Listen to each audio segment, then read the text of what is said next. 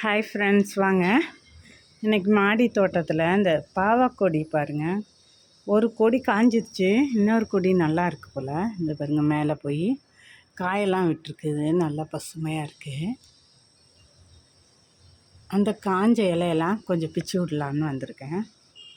வாங்க பிச்சு விடலாம்.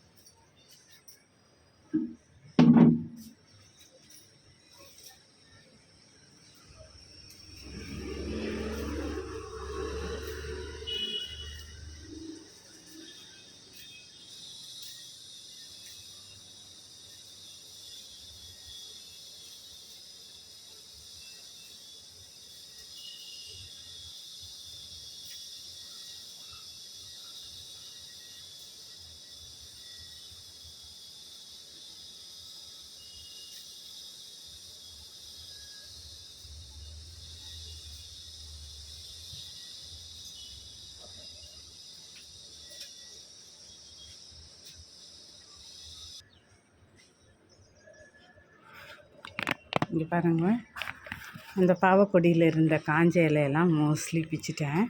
இப்போது அதுக்கு பூவும் காயும் வைக்கிது, அதனால் அது கொஞ்சம் உரம் போட்டுடலாம். உரம் போட்டு மண்ணை கிளறி விட்டுட்டு தண்ணி ஊற்றிடலாம்.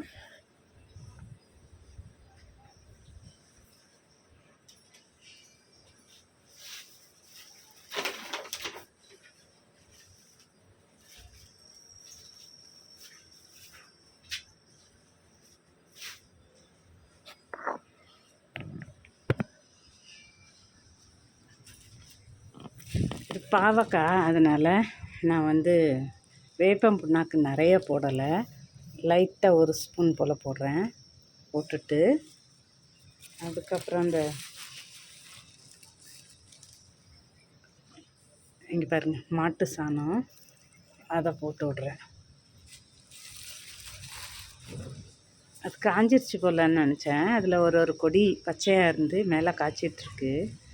சரி, அதுக்கு கொஞ்சம் அது நான் உனக்கு காய் கொடுக்காம நான் போகமாட்டேன் அப்படின்னு சொல்லி அடம் பிடிக்குது.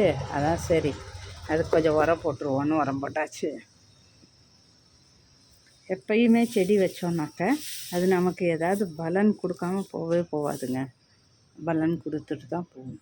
இது பாருங்க, ஒரு பாவக்காய் இருக்குது. இங்கே மேலே 2 பாவக்காய் நல்லா பெருசாக இருக்குது. போகும்போது பறிச்சுட்டு போகணும். ஓகே ஃப்ரெண்ட்ஸ், தேங்க்ஸ் ஃபார் வாட்சிங். வீடியோ ஃபுல்லாக பாருங்கள்.